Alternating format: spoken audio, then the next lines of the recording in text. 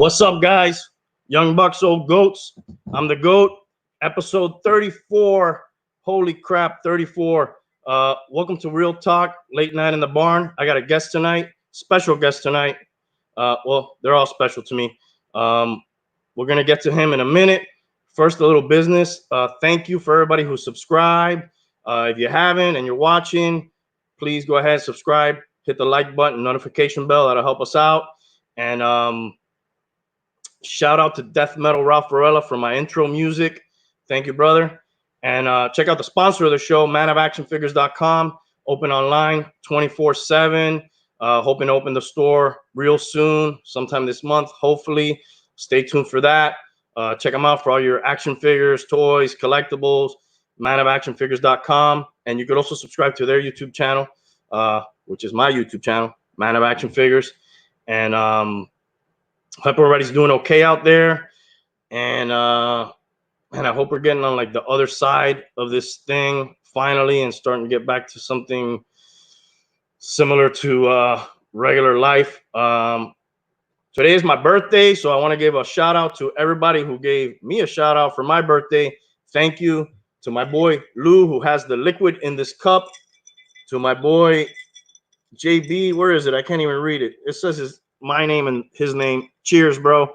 He gave me this cup, and my wife gave me the ice maker that the ice is in. So, man, I'm really happy. I feel blessed. Cheers out there to everybody. And without further ado, I want to introduce tonight's guest. And remember, if you're watching live, there's a live feature on the right. There's a chat. Thank you for everybody in the chat or everybody who's going to join us or watching on the replay. You can chime in and we'll try to answer your questions. Let me bring him on real quick here. DJ Flip, how you doing, bro? Yo, happy birthday, dude. I didn't know it was your birthday. Thank you, brother. Cheers, my man. Appreciate it. All right. So, let me tell a story about when I met you real quick. I think this was like maybe 6-7 years ago and you told me the name because I forgot the name, Cutler Bay Sports Bar. Cutler Bay Sports Bar. Cutler Bay. Are you a Cutler Bay, Cutler Ridge guy all your life, by the way? Well, it's funny. I've lived all over Miami. I've spent the most of my time down here by Colonial. But most of my friends and most of my time spent was there in Cutler Bay, yes. Okay, cool. So I go there one night and I'm with my boy and I take my Chevelle that I barely ever take out because when you have an old car, you're afraid to park it anywhere. It's almost like a curse, you know? You don't want to leave it. And then we end up talking about cars and you tell me about I think you had a Monte Carlo. 1970 Monte Carlo. You still have that? No, actually I sold it about a year ago. That's the gentleman's muscle car, they say. Yes, sir. That's a fresh car. So we end up talking about that, and then you tell me, a little bit about yourself. And do you want to tell that story that you told me? Sure, why not? So it was about 6 years ago. I met you at the Cutler Bay Sports Bar, and when I met you, I was about 6 months maybe post heart transplant. I'm a heart transplant survivor, and at that time, I was like, just happy to be alive. I was out there in the street. The owner of the Cutler Bay Sports Bar was a good friend of mine, Hector. Shout out to Hector. And one night you come into the bar. I was hanging out there and came in with one of your friends and started casually talking about the classic cars and everything else. Spoke to me about your business. I was very excited about Man of Action Figures and everything else, and told you about my story. And yeah, so I'm a heart transplant survivor, 5 years post now. Thanks to a selfless organ donor who decided to become an organ donor. And so here I am today. That's crazy, bro. How did that change you, man? Like that you look at everything. Did everything just change for you from that moment on? Like, man, this is all bonus footage, this is all the cheat codes. XXXYY. I earned myself another life. So I run that hashtag a lot. You only live twice. I tell everybody that. Yeah, clearly it changes your outlook on life. The thing about that was that I had already been on the transplant waiting list for about 5 years. And out of those 5 years, I was 3.5 years living with what's called a left ventricle artificial device. So I had an electric motor that was actually pumping the blood, keeping my heart, the other half of my heart working, and I had a little unit, a little computer that would time this brushless titanium motor that was in my chest, and I had 2 lithium-ion batteries. So I was one of the first testers of the lithium-ion product in the country. You know, yeah. So I signed the waiver. I said, yeah, I'll try that out, and it kept me alive for another 3.5 years until one day I got that call that there was a donor heart available. So how does that work, dude? Because I'm like the least intelligent person when it comes to technology or medical shit. How exactly does that device work? And do you know if they've like improved on that greatly since then? 6, 7 years. Absolutely. As a matter of fact, the unit that I had was a great improvement, because prior to that, there was only one other unit, which was a lot bigger. It was very bulky and needed multiple procedures to install it. And it was very burdensome for the patient to live with it. So the unit is intended to be a bridge to life, you know, so a lot of people who don't qualify to become an organ recipient for whatever other illnesses and things that they're dealing with, at least that gives them life, you know, an extension of life. So the unit that Hardware proposed for me to use, which is a company here in Miami Lakes. So just so you know, Miami is in the forefront of technology. Hardware is here, and they proposed that I test out this unit, and it's like a $16,000 titanium brushless motor, all right, with a ceramic impeller, a gold impeller with ceramic coating, and it was brushless, so it was literally lubricated by my heart, by my blood. So I would have to take blood thinners and everything, and I would have to measure my INR levels to make sure that the blood wasn't either too thick and it would coagulate and stop the impeller, create a blood clot, or run too thin, and then you know, I would see the RPMs, if you may, on the controller. So I would have to. It wasn't like just pop it in and hit the street. It was like pop it in and every day, constantly monitor my blood levels and checking the unit. It's funny, I used to go DJ with this thing on, right? And you probably met a lot of my friends. If some of them have been on your show that I've worked with in the past. And I would be DJing sometimes like 2 o'clock in the morning. And when the music would go off, the alarms on this thing was going off that I had low batteries. And everybody in the party would be looking like, oh my God. Like they all knew already. So like everybody around me knew. They would go run to my Jeep and go grab, you know, my backup batteries and come in and start smacking me in the head. You know, I still had another 8 hours to go. But the machine never wanted you to be without fully charged batteries. Of course. When the music will go down 2 o'clock in the morning, you hear the thing going, wow, and everybody's looking like, oh my God, he's gonna die. So, and Flip, how long did you have that? How long did you live with that? I lived with that for 3.5 years. Wow, dude. Did you get to keep it? I have parts of it. The actual titanium motor, they recycle that, and it's worth 16 grand. So imagine. Right. I would have went to the pawn shop and pawned that. You're gonna want that back. No, yeah. Well, I still have all the batteries, and I have the controller, and it's hard because, as a matter of fact, right now it's sitting in a bag in my hallway, and I see it every time I walk in and out of my bedroom or the restrooms to my living room, and I see the bag sitting there, and every time I look at it, I say, I got to find a place for that thing. Either I need to get rid of it, I need to put it away, I need to do something with it, but I just leave it right there. It's right there on the floor in the hallway in a little bag, and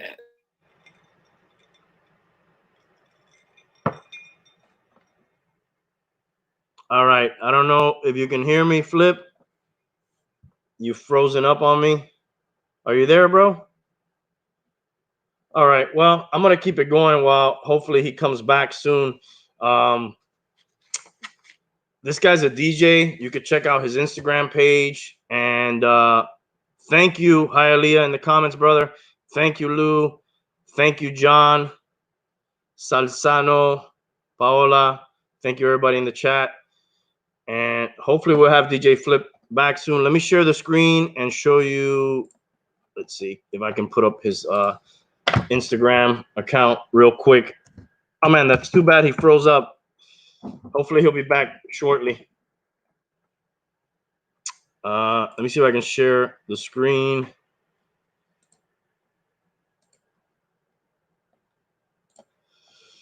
So he's a DJ, and he's also got Jeepswarm. Let me look up that hashtag real quick. So it's like, I'm sorry he's not here to answer for himself because he's better than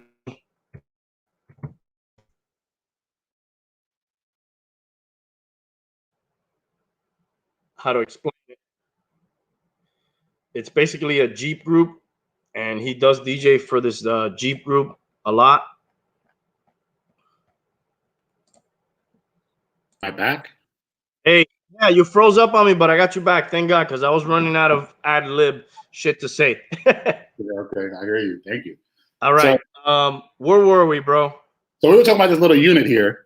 This yeah. is a lithium-ion battery. It's one of the first of its kind. This little battery here, I used to carry two of them. I used to carry this controller. This controller was connected to a drive line that would go into a hole in my stomach and go up to my heart. So the left side of my heart, which is where I had the failure at, was diffused, basically like shut down.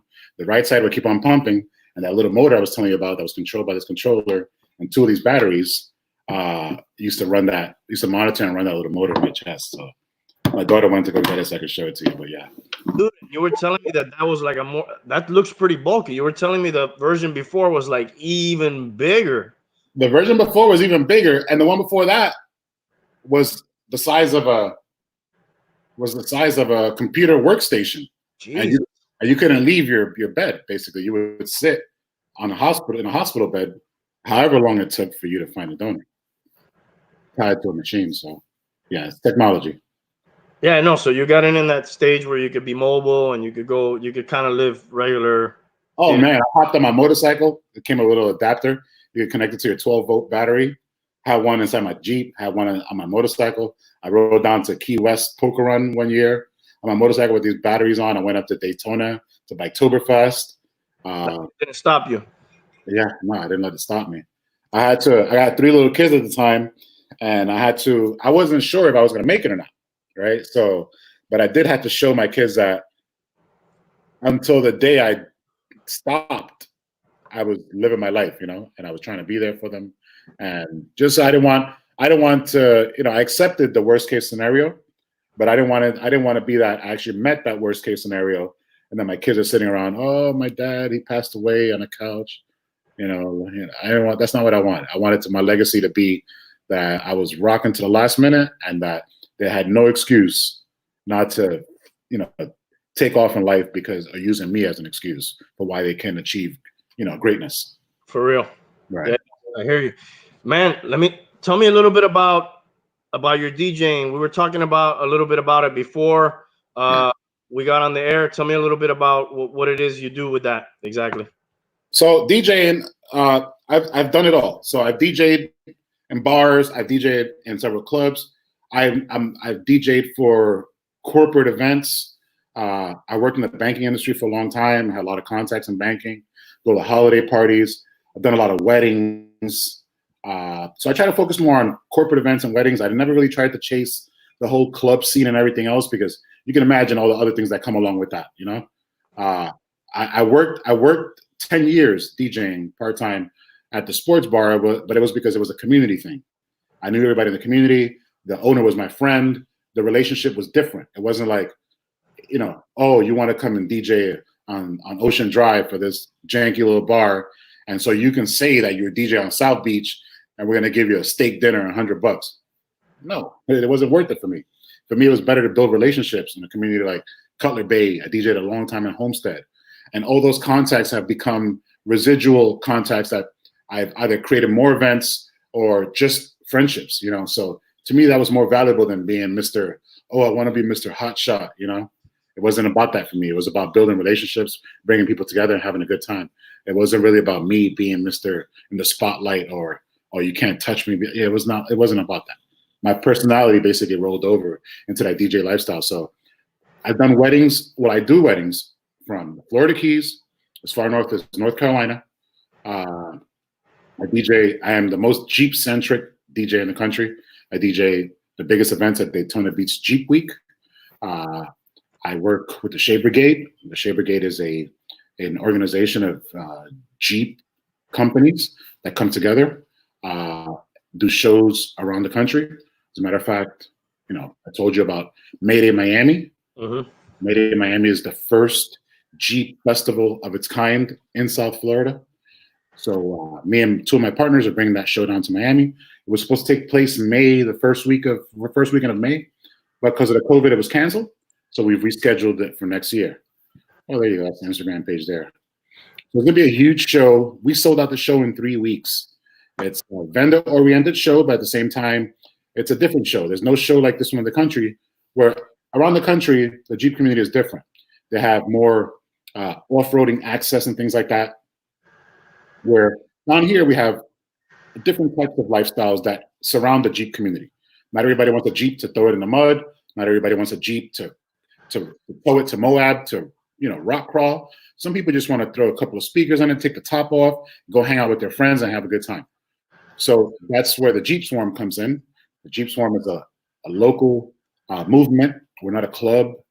We're not an organization. We're just a bunch of enthusiasts that get together every Thursday night at businesses around South Florida, as far south as Homestead, as far south as the Florida Keys, as far north as Palm Beach.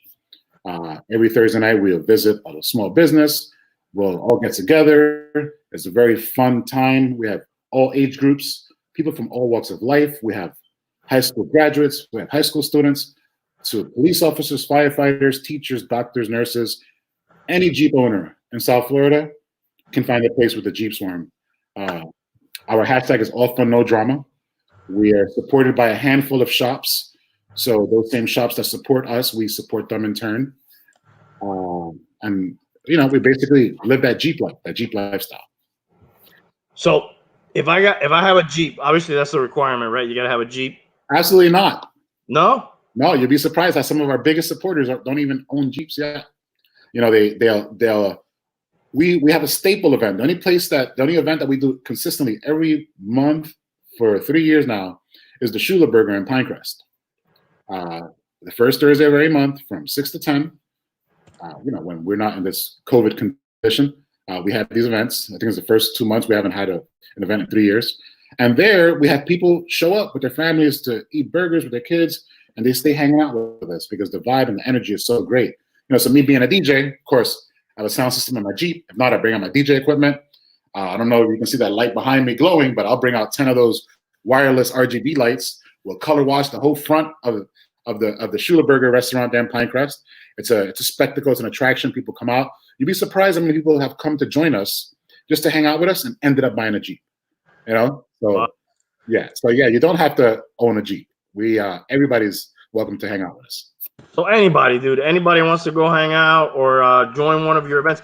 Did you do that? I was reading on one of the posts, something in the Grove. Was it last week? Did you guys end up doing that? Yeah, last week we organized with, we have a very strong bond with Cartel Baggers, with Ralph from Cartel Baggers. Shout out to Ralph. We do a lot of events throughout the last couple of years. The Jeepswarm and Cartel Baggers have done a lot of charitable events. We work closely with the American Cancer Society of Miami. We do a lot of fundraising events. We do rides together. We'll ride down to Jimmy Johnson's Big Chill in Key Largo. We support the police, the POAT for the police officers. Whenever there's a police officer in distress, we need to raise funds. We're always together. So last Saturday night, we got permission from the City of Miami Police and the mayor, of course, thanks to Mr. Suarez, Mayor Suarez, and we organized an old school cruise from the Cartel Bagger shop on Bird and the Palmetto. We got an escort down to Grand. We went up and down and parked and played music. Everybody showing off their bikes and their Jeeps and their lowriders. Everybody came out. It was a good time. We had no issues. The police were, navigating traffic. And, 10 o'clock was a curfew, so we just took off and everybody went back to their municipalities or wherever they needed to go. Like the old days, cruising. Like the old days. Oh, yeah. That's badass, bro. So if anybody wants to be part of this, they just got to send a request on Instagram to the Jeepswarm page. Yes. Well, so right now, I'm the only admin on that page, and nobody gets on that page without being vetted. So a lot of people have their accounts are private. So if they send a request, I send a request to them, and a lot of people are like, ah. But it's very transparent. Although we keep the page private, it's only so that way we're building a community here. This is not a page for shout outs, for likes. It's more like of a communications channel for us to promote each other. New members come in, we accept everybody. So you can come to a Jeepswarm with a stock Jeep or with no Jeep, and you're going to be accepted. You can come with a, with a stock Jeep with no lift, and I'll park you up right in front next to the next Jeep that has $100,000 in upgrades, and we make everybody feel equal. That was my goal behind the Jeepswarm, was to be inclusive, which is why I never wanted to make it a club, because once I made it a club, and other clubs didn't want to participate. So I had friends all over the city in different clubs, independents, everybody else, and I just said, look, this is a social movement. I'm not encroaching into your thing. If you want to come and hang out with us, and people like your style of the way you run your club and you recruit, more power to you. And that has worked. So it's become a feeder to other clubs, to shops that are looking for customers, and they can find a mutual business relationship. But mostly we focus on charitable events and just doing. Right now I'm super tired. I woke up. I was installing a system in the Jeep last night. Went to bed about 4 a.m. We woke up at 7:30 to get ready to go on one of our supporters, a young kid named Matthew Johnson, just graduated from high school, but of course, all the graduations are shut down. So we did a drive-by his house. Like 10 of us from all over the city came, met up together on 152nd, drove down to the Redlands and drove by. His parents were happy. We try to show love in that way. And we haven't been able to meet on Thursday nights in the last 60-something days, but we've done like the Ride with Cartel, and we've done a couple of birthday drive-bys, and that's how we're trying to keep the unity alive wherever we can, and just partaking in that way. So basically, anybody who wants to join the Jeepswarm, go ahead and send a friend request. My name is DJ Flip. If you can't get on that page fast enough, I think I have like 700 people waiting to get on. Every day I try to do 10 or 20. I'll send a request back. If the page is public, I vet them. Oh yeah, I see who they are. They're local. Click, add them onto the page, and just add them onto the family. You'd be surprised. People come into that Instagram page and end up in a club, end up in a relationship, end up booted out because they don't know how to act. No, I'm just kidding. That's fast though, man, that you guys do all the community stuff and all that. That's cool, man. That's more, that's better, dude, than just being... It's important to me. It's important to me that we give back. We don't do it for the recognition. We just do it to do it. We're not out here clout chasing or nothing like that. We genuinely live this life like any other group that's passionate. The classics. There was a time where I had like 8 different vehicles that I could have hung out with the Volkswagen guys, with the classics, with the Jeeps. I even had a 4x4 Isuzu, a limited one of 5,000 I sold. It just became too much. My motorcycle became too much. And then I couldn't maintain it all. So the problem I had with the Monty was, if I was going to go to a Cars and Coffee, I would spend 7 hours polishing it, charging the batteries, getting it ready to go, paying for insurance on it and everything. To go to a show, park it for 2 hours, hang out, and then come back and park it again. And I'll move it out. So I was like, I'm not enjoying this anymore. It's too much maintenance. I'm trying to simplify my life. The kids are getting older, so I started selling. And I think I stayed with my Jeep. I have the motorcycle around there somewhere. Now my wife has a Jeep. And I have a Lexus also that, I'm trying to hook up a little bit. So you actually get in there and like work on the systems and all that. You're hands-on with all the stuff. Oh yeah. I like loud. So I don't really care so much about car audio. What I like is pro audio. I like putting pro audio into vehicles. So right now, I don't know if you've heard my Jeep, but my Jeep, I can do a block party out of the back of that Jeep. I'm sure it's obnoxiously loud. It's about 17,000 watts of Brazilian amplifiers in there. I have about four subs, 4 mid-range, 4 mid-bass, 8 drivers. I have about 26 speakers in total, counting drivers as speakers and tweeters also, inside the back of this Jeep. 4 batteries, high output alternator, and I'm ready to rip it all out and go bigger. 4 batteries? I have 4 AGM batteries in there, yeah. Is this you right here, the blue one right here? That's actually my wife's Jeep with this little box, this little chuchero box. But mine, if you go, look, that right there was in the Grove that night. Is that you right there? That's it right there, yeah. Holy shit, dude. Yeah. So yeah, I had like a box with like a couple punch speakers. Along that's as far as I went. Old school. Yeah, it was fun. I think I fucked up my hearing though. So let me ask you about, somebody calls you up, just off the wall question here, and they want to do a party and they want a specific type of music. They want this genre. Is there any genre that somebody asks you for and you'll be like, all right, nah, I'm good, man. I can't do it. It's very difficult for that to happen, and I'll tell you why.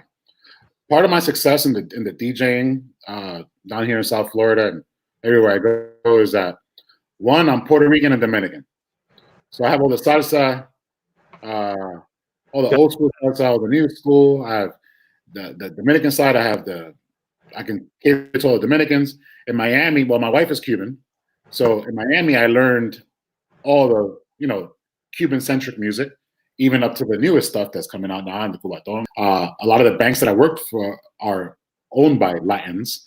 So those holiday parties every year, I got to be on point. And then I'm catering to Nicaraguans, to Colombians, Venezuelans, even Brazilians. So yeah, I'm very well versed. I carry about 3 terabytes of music. I have about, just in iTunes alone, I'm not even going to talk about all the record pools and stuff like that I've. Sorry, man. So 3 terabytes. How many songs would you say that is? For people like me. I'm just gonna throw a number out there. All right, just whatever. People are gonna be wooed by, but it's probably a lot more than that. But let's say about 100,000. Okay. Jesus. Yeah, easily. So throughout the years, for example, I've DJed weddings for people in the Cutler Bay community. White American. At that sports bar, I played everything. At that sports bar, my night would start off at 9:00, and I would start off with a little bit of country, a little bit of classic rock, some 90s rock, and I would keep on going in. Come 11:30, it started spicing up. Miami, Pitbull. By 2:00 in the morning, I would have people grinding, sweating. Uncle Luke, didn't matter. I went to the whole spectrum. Are you reading the crowd? Absolutely. You gotta be right, and then if you're trying stuff and it ain't working, you gotta switch it up. So Absolutely. Let me ask you this: I have a little controller here at home, and I fuck around with it. I'm terrible. It's mostly like me and my kids play with it, whatever. But it's something I like, and I wish I were good at it. I'm not, but with YouTube and shit, you can learn a lot of stuff. Yeah. But anyways, if you're in there and like, let's say you're in Miami, man, nobody you wanted people on the dance floor, right? That's really your goal, right? It's not happening. Did you have like one song that like you're like, all right, pull this shit out of my back pocket? This is guaranteed to get everybody on the dance floor right now. Did you have anything like that, or a few like when shit wasn't working that like you tried? Or well, so the advent of future DJing, the current state of DJing, you're able to carry a lot of music, and experience will teach you how to read crowds.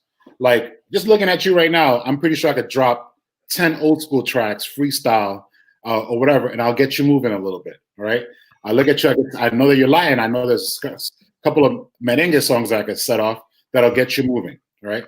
I also listen to, so people will always make a request. It doesn't matter. I'll listen to the request. I'll read the crowd. So yeah, so already I have certain libraries that I already know that are effective, that I have tracks, and then I'm always adding current day tracks and whatever's popular. But there's certain tracks that, according to the age group, you can't go wrong. You cannot go wrong, especially in Miami. Miami is a very diverse community, and Miamians like to have a good time. Where in other cities, people want to keep it real and, oh, that's not real hip hop and all that. But Miami's very open-minded. They want to have a good time.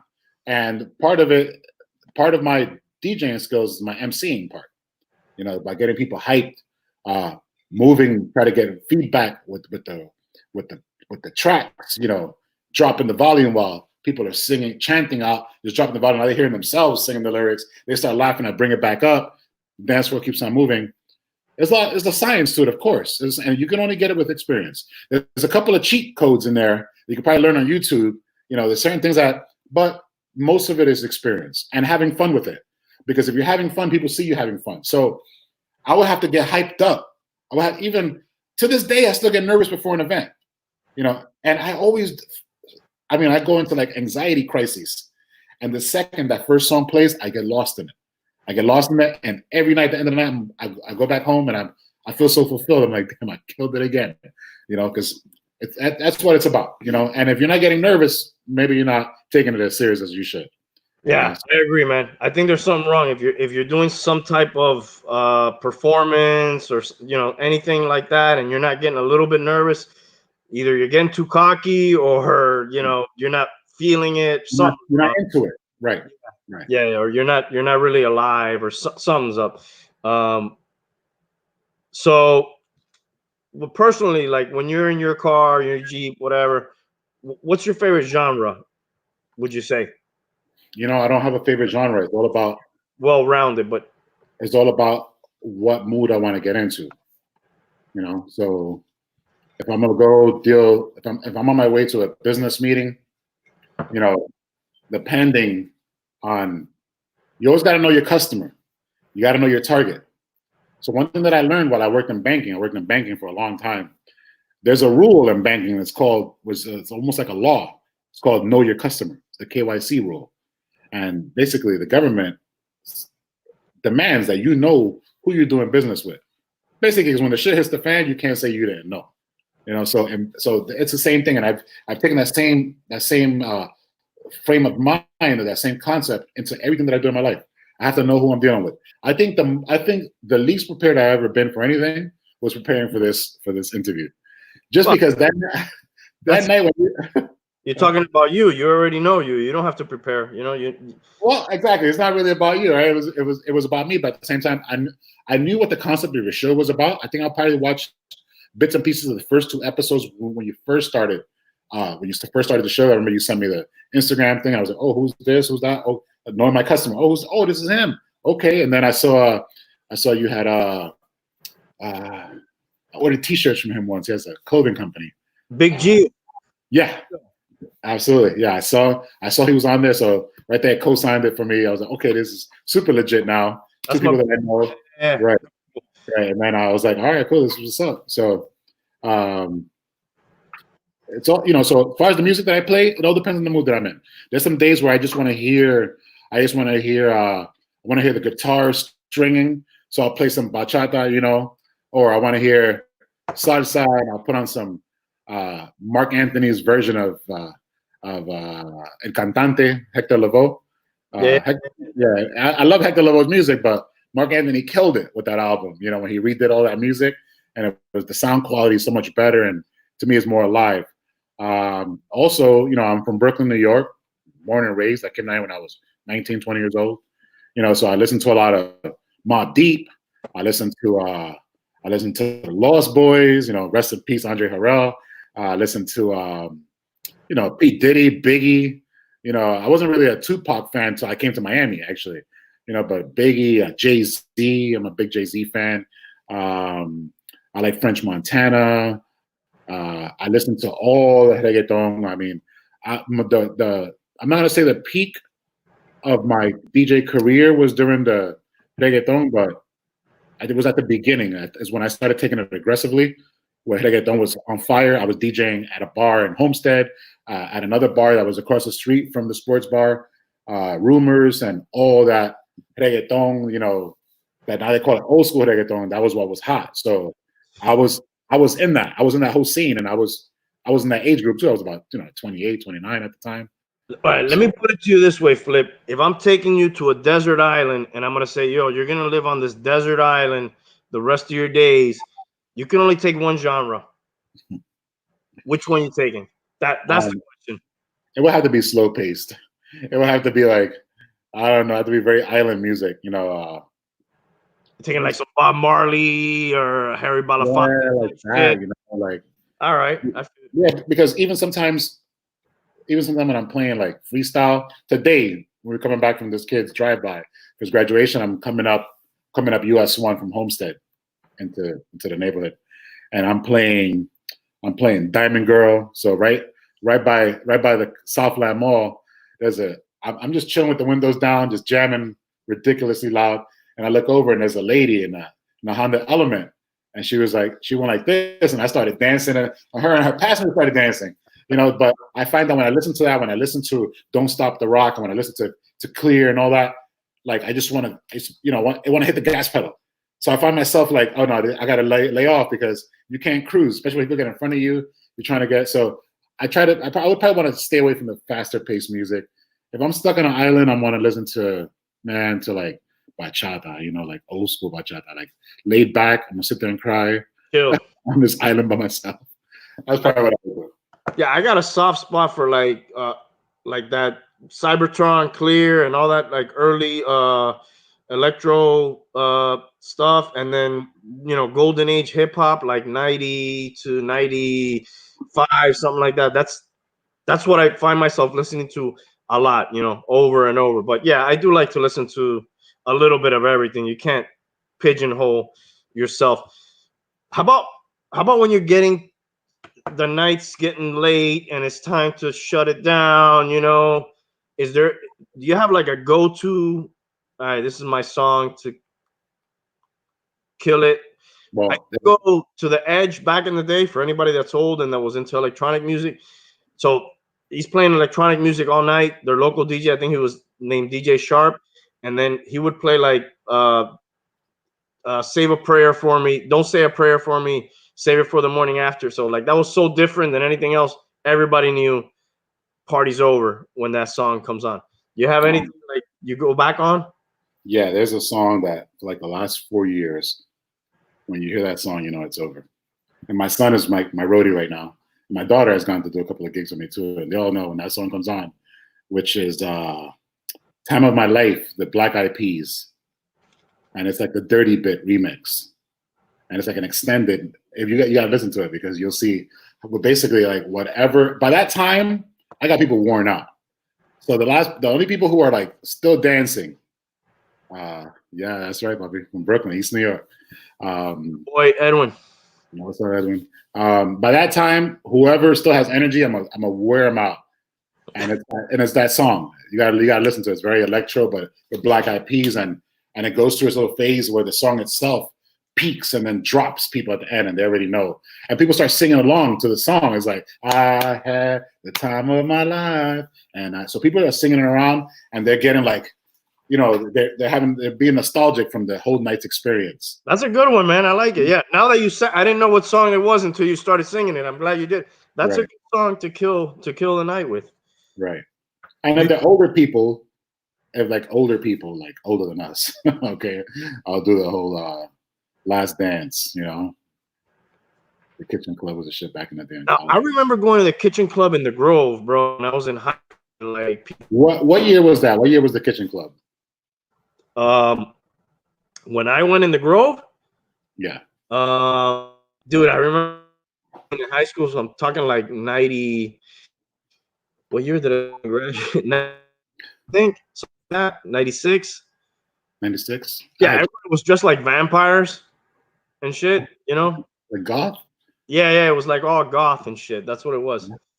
I think 96. I had been here 1 year from New York.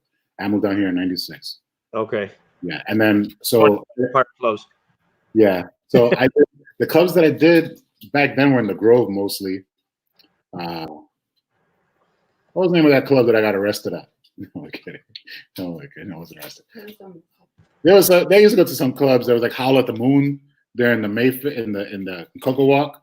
There was a couple of clubs over there I used to go to, and then afterwards, I just don't remember. My memory is not too good. Hi, Aaliyah, you're old as fuck. That's why the original one was in the beach. I didn't fucking remember. I never went to the one in the beach. I did the Grove one.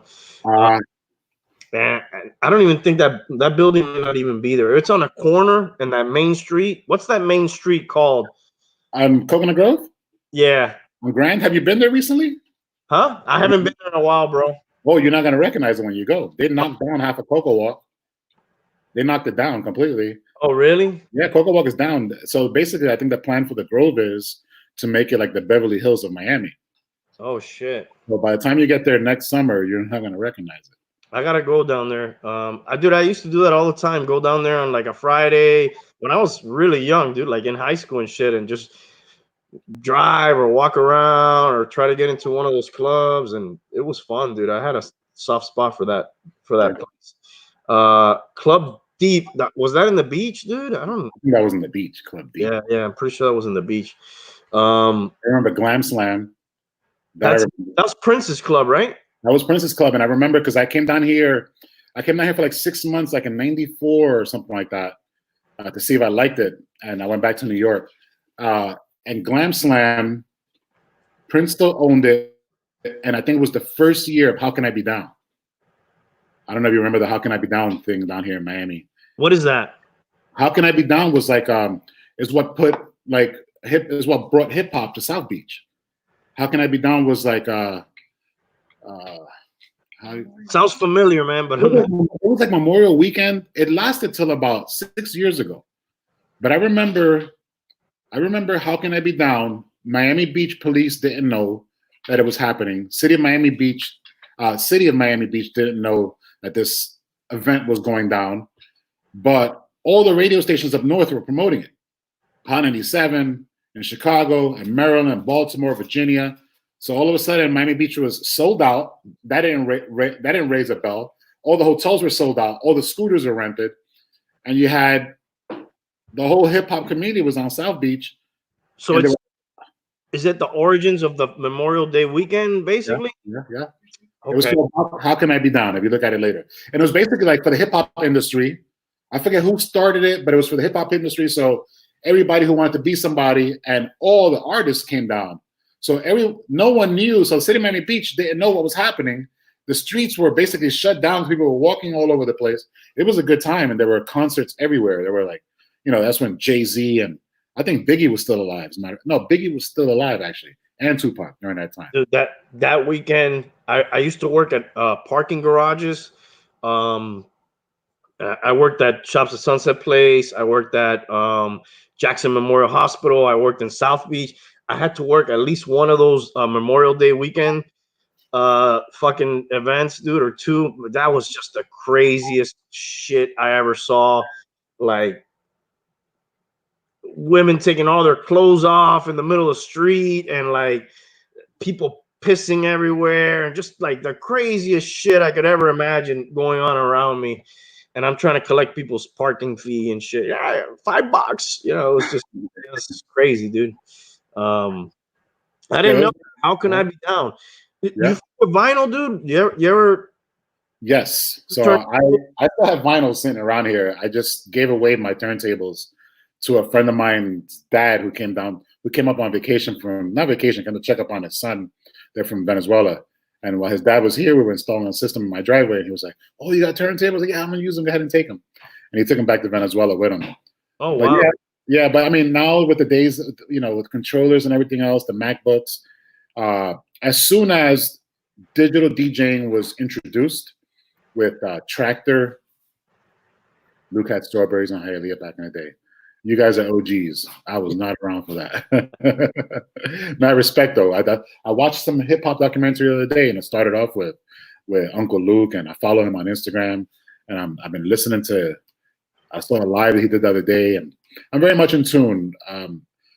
So now I've been in Miami longer than I was in New York City, so I feel like I'm a native now. And I didn't come here to jack nothing, or I was never the type to be like, I'm wearing this New York hat for the first time like in 5 years. What part of New York are you from? From Brooklyn, from East New York, Brooklyn. I love New York, bro. I had a dream one time to live there, and I tried it, but dude, it's so. I was young, early 20s. I saved up money. I don't even know why I'm telling this story, but I wanted to be a stockbroker, and I stayed in Spanish Harlem in like a bedroom in a house, in a bedroom. There, like the sheetrock wasn't even finished. It was $700 a month. It probably cost 3 times that amount. Now for that room. I had a car. I went with my car, which was a total inconvenience. You don't need a car in Manhattan. I just got parking tickets because I couldn't wake up in time to move the car for the street sweeper, and I just got. It was just a disaster. You got slaughtered. It was fun. I never forget it, man. I love New York. I love visiting there. Whenever I go there, it's amazing. There are a lot of people talk shit about New York. Oh, it's a cesspool, this, that. But dude, that's the mecca, dude. All the boroughs too, man. I like the Yankees. You know, I went. I want to go to the new stadium at some point, but I got to go to the old stadium a couple times, and I love everything about it, except how fucking expensive it is. Yeah, it's ridiculous. My mother still lives there. My dad moved down and retired. He lives in Cape Canaveral now. My mom still lives in Far Rockaway. She works with the Board of Education in the school district down in downtown Brooklyn, but she lives in Far Rockaway. And I say to myself sometimes, like, man, Mom, you don't have a life, you know? She has to travel an hour and a half to get from. She lives on the beachfront, right? But it's not like saying you live in Miami Beach. Beachfront, and you could only enjoy the beach for like a month before it's like cold again. There's icebergs going down the ocean side. And then from there, she has to travel into downtown Brooklyn. She parks her car in Queens. She has to hop on a train. I'm like, you know, I lived that. I lived all of that. I used to live in Brooklyn. I went to high school in Manhattan. I went to high school in Manhattan. I went to college in Manhattan. I lived that life of that running around and all that. I don't miss it. Like I love New York City. I love New York City. I love everything about it. It made me the person who I am. But I love South Florida, you know. And there's things that I don't love about South Florida. But you know what's the good thing about being an adult is that you can choose what you want your life to be. You know what I mean?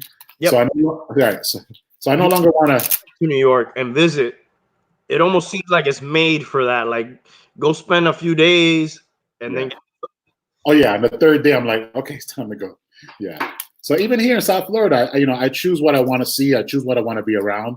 But I always find myself in the urban areas, in the older parts. You know, like my wife's grandfather used to own a upholstery shop in Wynwood before it was what it was now. And I remember going there.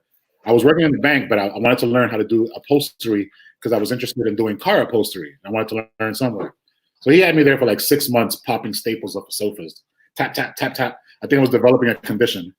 And then I was like, you ain't never going to promote me for this position? I want to learn how to sew and stuff, and sew leather. He was like, nah, you got to take your time. I was like, nah, I'm done with this. It's a wrap. It's like Mr. Miyagi, dude, paint the fence and shit. Yeah. Let me tell you something. I'm very interested. I'm very curious. Ever since I was young, I like to learn everything. But, you know, I learned fast. So I felt like I stripped, like, you know, all these interior designers would bring them antique furniture. And I remember he used to have all the accounts for all the Burger Kings in South Florida. So all the furniture, we do all their furniture and all that. Booths and shit.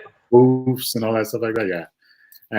But man, I must have popped out about 3 million staples with a little screwdriver and a nail. Tap, tap, tap, tap. It became a science. I could do it with my eyes closed, but yeah, he was using me. You mentioned the bank. I worked at banks too. What bank did you work for? So I worked for Bayview Financial, which is now, they used to be in the Grove, now they're right there by the mall in Merrick Park. I worked for Total Bank. I worked for BAC Florida Bank. I worked for Terra Bank. They're all local Miami banks, old school Miami banks. Terra and BAC. BAC was owned by the Pellis family, which is the owners of Flor de Caña rum and all that stuff. They just sold the bank, I heard, like 6 months ago to a Brazilian company, a Brazilian bank. And I worked for a Total Bank, and then Total Bank I sold to a Spaniard bank, and then I don't know what happened there. And I worked with Terra Bank, which is also owned by a Nicaraguan family who owns like the largest credit card processor in Central America and stuff like that. But my work in banking was special assets, bankruptcy, asset management, collections, and loss mitigation. So I was a special assets officer most of the time during the whole real estate crisis in 2008.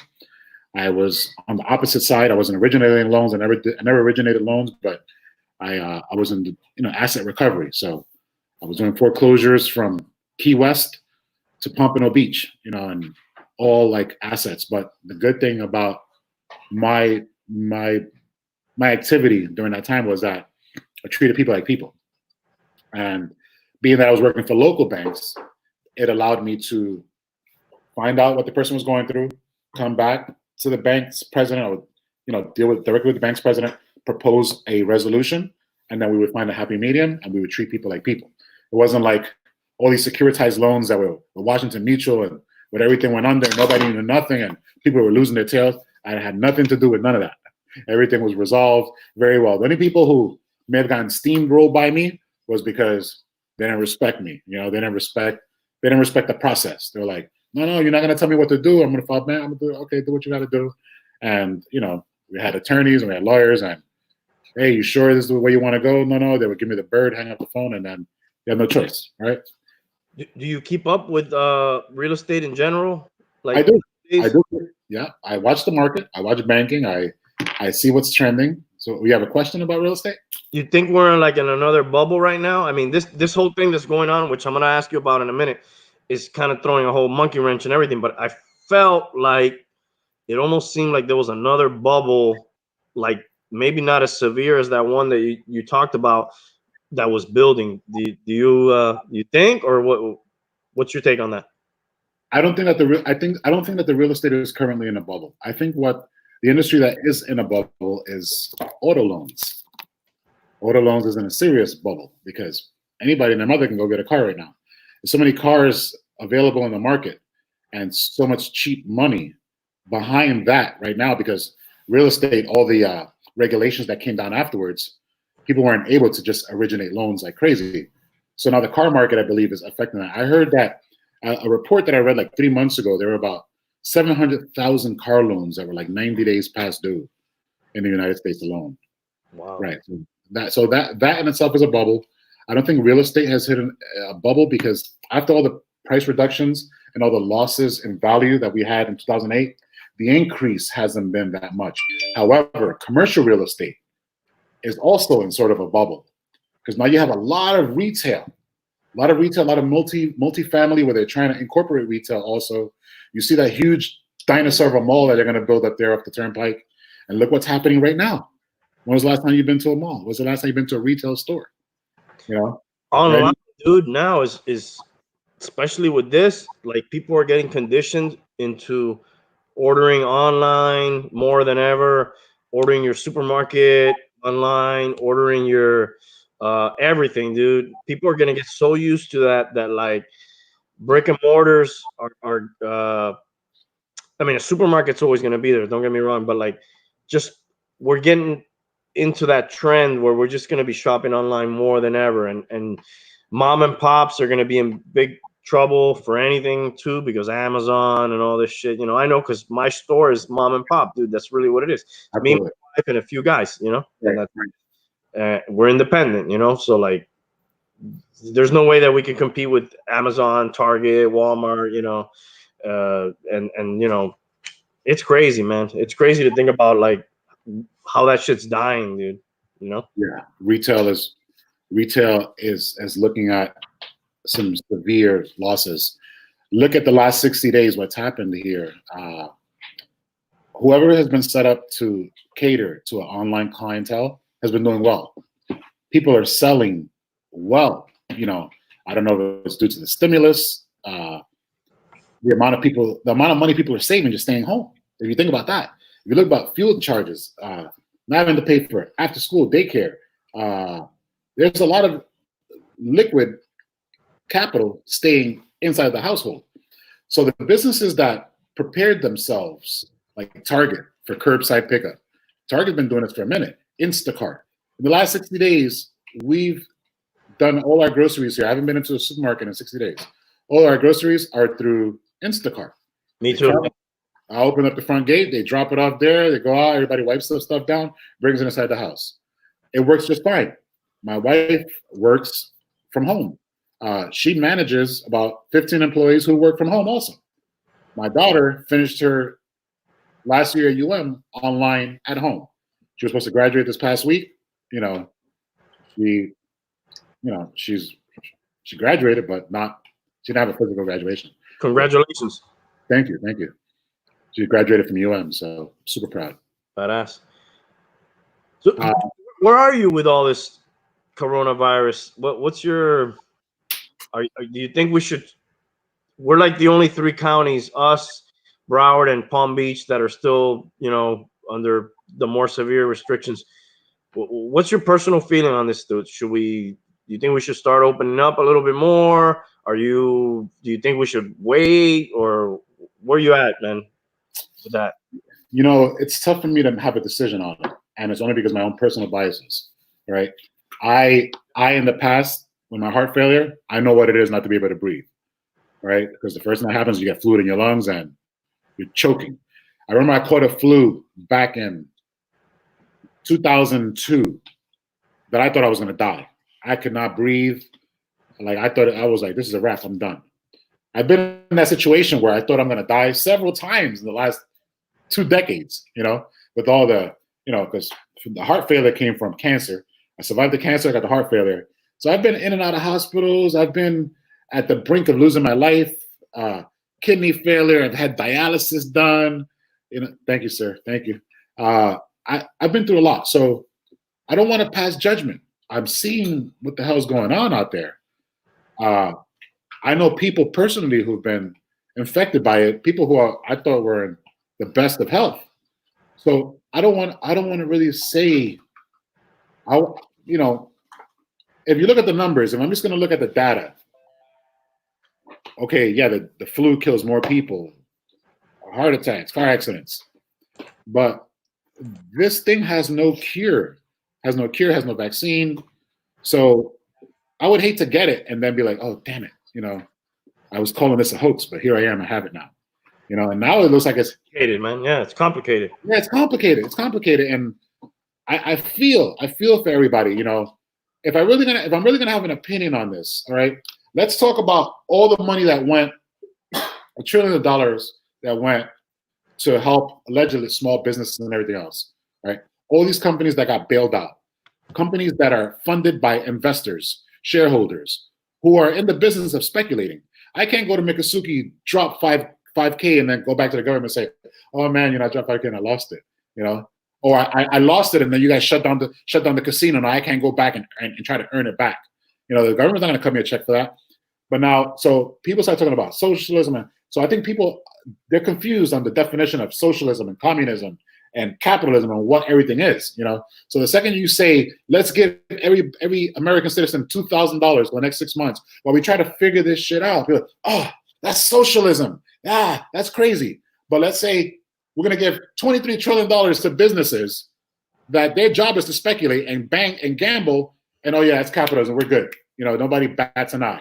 You know, I think that the government is printing money, and if you're going to print money and that money has value in your eyes, well, give it to the people, or at least give it to the people who need it. Or not everybody needs it. Some people are set up, you know, in a certain way where they don't need it, and people should be mindful of that. That there are other people, but our system is kind of like I'm not gonna say it's broken, but it needs some adjustment. You know, it's a little dude. When I heard, and I don't know how it ended up, because I at one point I was watching the news too obsessively, and I had to say, whoa, you know, let's just step back. We were all there, absolutely. But when I heard like Harvard was getting a bunch of the stimulus money, that I think they got pressured by Trump and other people to return it or not accept it, I'm like, that's why my business is not getting any stimulus money, because somebody like Harvard or Boston College, who are, you know, major universities who have a shitload of money, really, dude, they don't need that money, dude. Other people need that money, you know. Yeah. So, Shake Shack, name all those brands who got that money, and if they weren't called out, they would have kept it. You know, and just think about it. You could have given every American something. I mean, I really don't like to get into that stuff, because it's sad. It's sad that we're putting our own people here in a position where it's every man for himself, and then you're making people choose like who you're going to let die. You know, I don't want to see anybody die over this. So it's a tough situation. There's no real answers. Our media is skewed. We don't even know what's real news anymore. Like I didn't even watch American news throughout this whole thing. It's so confusing. Yeah, it is. And it's funny because I have a business relationship with PRV Audio. PRV Audio is a Brazilian loudspeaker manufacturer, and the owner is a good friend of mine. His name is Dan Costa. Dan Costa is very intelligent. So he invited me to go with him to California for the NAMM show in January. We went to California. We were there for like 3 or 4 days. A few months before that, I was in Vegas for SEMA with my Jeep event partners. We were all over SEMA. There were Asian people there from all over China. talking to people. I like to talk to people from everywhere. So you put me in a position like that, I'm talking to all the Chinese, everybody's there shaking hands. Oh, what you selling? And they don't understand me. I don't understand them. It didn't matter. Give me a free sample. I was gone. So I was probably exposed to that virus back then. And then I went to California. And then when I came back, that Sunday night that we took a red eye back into Miami, right here Monday morning, afternoon, not all broke loose, but I wonder if PRV Dan was like, Flip, I just heard that in Wuhan there's this virus going on. Just be mindful. We were out there all weekend. All these people were from, people, Chinese coming to all these trade shows and stuff like that. So we were probably exposed to all of that. Not only that, we flew in from LAX, and in LAX, it was my first time in California. LAX it was like I felt like I was in China because there was international flights in and out of China all the time. It's a lot of Asians there, yeah. There's a lot of Asians, right? So then, so he's been keeping me informed. He's a world traveler. He knows about these things. And I've been listening to him. It's funny because everything that he's predicted has happened, almost like the Simpsons, right? So the week before everything shut down here, my daughter had planned a vacation to Puerto Rico, us two for a week, as part of her graduation gift or whatever. And while we're in Puerto Rico, like the first 2 days, I'm listening to the radio and the rental, and I hear the governor come on, and people are complaining that this virus is going. It's everywhere. There was a ship coming from Hong with an island lady who might have been sick, and we were like, oh shit. So finally, the third day, I told my daughter, look, we're not going to any more. We're not going back to San Juan again. We're not going to any tourist areas. We're going to go south and travel all the beaches and come back around till it's time. We were there for a week, so it's time to hop back on the plane and come home. As soon as we got back home, my wife quarantined us, and she was like watching us and taking our temperature for like 14 days. After the 14th day, we figured we were in the clear. We've been here ever since dealing with this. It's a tough time because I'm thinking about all the people who don't have any type of income. So for example, if you work in a restaurant, right, and your wife worked in a restaurant, well, both those restaurants are closed. Yeah. So how are these people doing it? Nobody's saying stop the rents. Nobody's saying stop the mortgages. Nobody's saying like the most is like they won't cut off your cable, your Wi-Fi because your kids have to go to school. So but other than that, this is the wild, wild west out here. Nobody's talking about it. People are suffering. It's getting crazy, dude. All right, man. We're not gonna be able to solve this problem tonight. Let's hope we can. We're getting close to the other side. Hey, what you think about my shirt? What you think about my shirt? Make it a blockbuster night. Hell yeah, dude. That's old school, man. Most people don't even know what that is, dude. I used to be a store manager in Queens, New York, when I was 19 years old. The Blockbuster video. The first Blockbuster video in Brooklyn, because it was right on the borderline. It was in South Ozone Park, and it was like the biggest thing. So I'm 19 years old. They just opened up the store, like the first corporate store in that part of Brooklyn. And everybody was like, oh man, Blockbuster. Yeah. So I started off as a customer service rep, and I got promoted like 6 months later to assistant manager. And when I came to Florida, I got a transfer from Blockbuster, and I was working for Blockbuster Music in Commercial Boulevard in Fort Lauderdale. That was like 95. So, dude, there was something about going to Blockbuster on a Friday night or whatever night and like grabbing the movie in your hand and reading about it and like there was something about that. I don't know. Maybe it's stupid if you think about it. No, it isn't. It was an experience. Just go online now, asshole. But I don't know. It was like an event. You go and you grab your movie, and I don't know. It was cool. You get your Raisinets at the counter and shit. It was fun, dude. Have you been able to find anything to do with the extra time? Have you had extra time now with this whole thing? Well, so our show at Made in Miami got postponed to May 2021. But Daytona Beach Jeep Week apparently has been postponed to September. It was supposed to be like 3 weeks ago.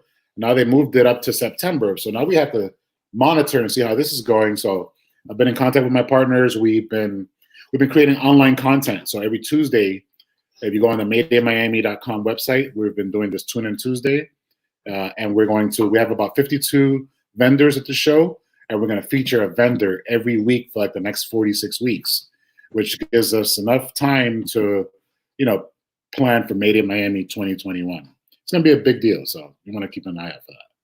So yeah, and besides that, installing systems in Jeeps, which is my specialty right now. A lot of close friends, they know that I'm big into the Jeep audio and stuff like that. And am I on the right website here? You are. That's okay. Cool. Yeah. So that's all those people that you see there. Those are the members of the Jeepswarm here local. We did a barbecue so we can catch some content out there at historic Virginia Key Beach Park. We have a Jeep showcase, $2,500 at People's Choice Awards. We have live entertainment. We have food trucks. These are all members of our local community here. Cool, dude. Let me tell another story. I'm at this is sometime last year. So after I met you all those years ago, I'll leave this in the background there. I go to Matt's house from Band Practice podcast. Yes, sir. I had listened to podcasts and everything, but I had never taken part in any of them. So I go to his house. He has this little room in his house. And I was like, man, this is so awesome, dude. He's got this little cave back here where he's got his little studio set up. And that kind of really inspired me to say man, I want to do my own shit, man. This guy's doing it, man. It's pretty fucking cool. And I'm sitting there and I'm doing his podcast. And he says, go ahead, sign the desk, dude. Everybody that comes on the show signs the desk. And I'm like, all right, cool, I'll sign the desk. And then there's a bunch of penises on the desk and names, and it's just it looks like a junior high locker or some shit, but I go ahead and sign my name on it, and I'm like, oh shit, that says DJ Flip on it, dude. I know that guy. I met him a while back. And he's like, oh yeah, dude, that guy married me, man. And I'm like, what? Sure did. Tell me about that.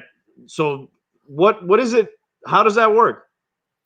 So Matt was a bouncer at one of the bars I DJ at, and we became really good friends. Matt is a veteran military vet. Shout out to Matt in Seattle. Matt Trout. And he was there with me prior to the whole heart transplant thing. So when I met Matt, I was not when I met him, but when I married him, I had that LVAD device, so he knows better than anybody else. So he was like, Flip, you know what? I love your story. I love your energy. Got this girl, and I knew his girlfriend, and I was always telling him, you better marry her, you better wipe her up, because Amy, she was a sweetheart, right? And I saw we're living in that nightlife. There's a lot of nice people there, but seeing this girl, she was decent, and I could see that he was interested, and I was like, look, that's the one for you. You got to do that. So time goes by, and one day he decides he wants to propose to her, and he's like, look, I want you to marry us. And I was like, all right, so what I got to do? He's like, you got to go get a notary thing. And I was like, all right, cool. I'm going to go get my notary. Not only am I getting my notary, I'm going to go online and register the Universal Life Church or whatever, something like that. It's like a half an hour class, and then you pay $9 and you become an ordained minister. Right? So he was like, yeah. So, we have to play the movie. So I went and ordered my minister shirt with a little tab and everything like that. And it was badass. We had a badass Redlands wedding at Amy's aunt's house. It was a big ranch style house. And I remember all the groom and all his, groomsmen were in these custom Converse. And I had bought some white shell top Adidas with the blue stripes on it. And I had my short sleeve minister shirt. And it was awesome. There's some epic pictures floating around there somewhere. It was a beautiful wedding. And it was the first wedding that I ever ordained. And it was, because of Matt's idea. And after that, it took off. I've ordained 13 marriages already since then. Yeah. So I've married about 13 different couples. So let me get this straight. Go ahead. Somebody out there, they could want a DJ for their wedding. And you ever done the double? Yeah, the whole package. I've done the whole package. So not only am I a DJ, I'm an MC. And not only am I a DJ and an MC, I'm an ordained minister with a notary sign, with a notary stamp, notary seal. So and I've done it. I've DJ'd the wedding, MC'd the wedding, and officiated the wedding. Oh, yeah. Yeah. So I don't do this for everybody. So I don't really market this package. But it's usually people who hear about it, who know me, and they're like, hey, you know what? I want you to marry us. And it has to be Look, so one of my slogans is that, you know, and it's almost like I think it's a Biggie lyric. It is a Biggie lyric. It's only make moves when your heart's in it. So I have a hard time doing something, anything, if my heart is not in it, and I just won't do it. And people be like, "Why are you being so hard-headed? Just do it." You know, it's so easy. It's so easy for you. You have a natural gift to do anything. Well, if my heart's not into it, I'm not doing shit, because with all the things that I've been through in my life, I don't have to do anything I don't want to do. Period. I feel you, dude. I'm like, you know, this is for fun. You know, I do this for fun. Right. I enjoy doing it. You know, it gives me a little escape. Sometimes I have to do either a video for my store. Not that I don't love it too, but you know, I do that shit all the time. You know, this is Yeah. my. So sometimes I gotta choose, and I'm like, I'll do this. I'll do that tomorrow, because this ends up being more fun for me, you know, than doing that sometimes. So because my heart's more into this. Not that my heart's not into that, but you know, it's so much of it sometimes that you gotta throw in a little bit of balance. So I know what you mean, dude. So do you use Serato? Is that what you use, or do you use something else? So I have four softwares on my laptop. The one that I use, which is the most user friendly, is Virtual DJ Pro. But I also use Serato, and I started with Tractor DJ and all the upgrades that Tractor has done since. So currently, what I use most is the Virtual DJ, and it's because I went from Tractor to Serato. I bought the Rain mixer when the video mixing came out, but it was still brand new. I paid $1,600 for this mixer, and then there were like 20 different video formats and nothing standard. So at the sports bar, I had connected all the TVs together. I couldn't get the Serato video function.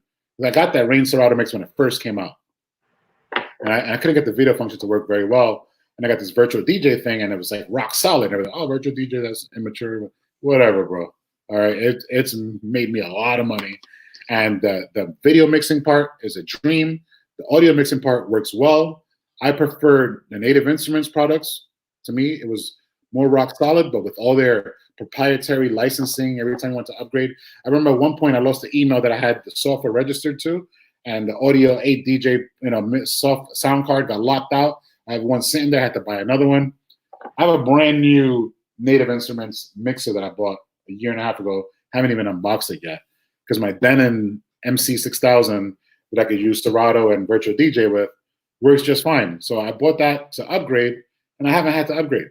So I'm thinking about doing some upgrades this year, but they're mostly going to be Denon. I want to get off the laptop. Some of the new Denon are standalone mixers. You use they have a hard drive built in, they have a little screen. So I want to try to start weaning away from the laptop, just because every laptop, Mac is making it difficult, to you have to use dongles and all this kind of nonsense, and I'm not with it. So they're losing me as a fan, and I'm definitely not going to go back to Windows. So I want to look more into standalone mixers, and I have all my music. I have pen drives and everything else like that. When I went to NAMM, I tested a lot of new products. I'm really interested in a small Denon controller that's battery powered. It's battery powered. I think it's also Bluetooth, so it's totally wireless. I mean, I could plug that. I could park up my Jeep, open up the tailgate, and I could mix right off this standalone mixer. With the jog wheels and everything on it. I'm getting older. I have a coffin with two Denon S3000s with the motorized platters, brand new, sitting in my garage. But I don't know how I used to carry the thing around. Thing weighs like 125 pounds, and now I go to grab it. I'm like, ugh. When I was 26, I was throwing that into the back of my Honda, in the back of my Jeep. Just throwing it across backyards and hotel lobbies, and now I'm like, I got a small flight case now, and I get all the sound quality, even my PA system. The last upgrade I did to my PA was I got a Bose F1 system, and it's beautiful. It's powerful, 4,000 watts of power. People are impressed by the brand. People are impressed by the sound quality. Very lightweight. I've towed that system from like Crystal. I had it on the beach in Crystal Beach in Texas for Go Topless weekend. I've had it in Daytona Beach several summers already in the sand. I've had it in hotel banquet halls. I've had it in the Florida Keys for sunset weddings, and it's a great little PA. So I'm trying to grasp technology, because with the technology, you're allowed to do a lot more, set up a lot quicker, break down a lot quicker. And in today's age where people know that you can access music quickly, no matter how good your performance is, if you can provide the service quickly using the technology that's available, you sucked. You could have been rocking the party the whole night. You didn't play this one song for them. You sucked. They're drinking or whatever. They're saying it, but it messes with your head a little bit. It messes with you. You're like, damn, I had this whole party rocking, and this one blowjob uncle, sitting there trying to tell me I suck. No, because back in the day we used to do this. Back in the day, go fly a kite, homie. So yeah, I'm definitely using technology to improve performance and facilitate life, because not everybody has a big old Chevy van to be carrying around 4 18-inch scoops. Yeah, and Apple makes it tough, dude. You got to use like the certain shit that is compatible with their shit. So the hardware part is where they're making it difficult. All right, I'm gonna go rapid fire before we wrap it up. Let's do it. I'm gonna hit you with some rapid fire questions, and you're just gonna roll off the top of your head. 1, top 5 albums, any genre. Top 5 albums, any genre. Mark Anthony, El Cantante, Hector Lavoe's remix. Backstage, DJ Clue's Backstage tour CD mixtape. Number 3, Onyx, All We Got Is Us. Number 4, is Onyx, like you're talking night? Is that 90s hip hop? Queens, yeah. Slam. Let the boys be boys. Hell yeah! All right. All We Got Is Us. I didn't know that was the name of the album. Yeah, All We Got Is Us. Number 4, top of my head real quick. Number 4, pass. Hit the buzzer. All right. Next. The next is also albums, hip hop albums. One of them obviously is Slam. Couple of your other favorites. Hip hop albums. Purple Tape, Wu-Tang, Raekwon. Let me see. Raekwon. What else? The ODB, Old Dirty Bastard album. Hell yeah. Mary J. Blige. What was the name of that album? I think it was the second before the last album. Mary J. The whole Puff Daddy and the Family, the Biggie, the dual CD, Life After Death. Oh yeah. Dude, we should one day soon, hopefully, when all this shit settles down, to help support some local businesses, not just mine. I'm in a shopping center with a bunch of other businesses that I'm cool with a lot of people there. Right. We'll talk about it off air later, but I'm in that shopping plaza with the Keg South. You familiar? Yeah, absolutely. Let's do it. That's my new store, bro. It's a tattoo shop, video game store, a few other things, whatever. Maybe the answer is yes. Yeah, that'd be badass. Yeah. Thank you. I know it. Collab on some shit, and that would be awesome. We have food, music. We get the. We're gonna do a block party. Hell yeah! So we could shake hands or fist bump or something. Okay. That would be badass. Soon I have a couple upcoming shows that I want to talk about for a second. I'm gonna do let me ask you. I'll ask you. You're a good guy to ask. This is my idea that I'm gonna do soon. Obviously the NCAA tournament was canceled this year, but they had 64 teams where they go head to head until you get Sweet 16, Elite 8, the finals.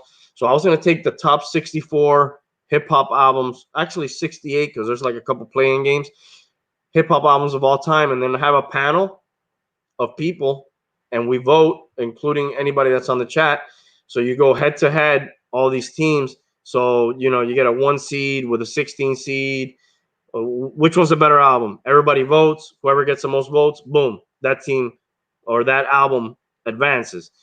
You know, next round, you know, this album versus this album, boom, boom, boom, you advance. And then we just vote all the way down until you get somebody with the best album. That's the idea, basically. Okay. Count me in. I've been drinking. I don't know if I explained that correctly.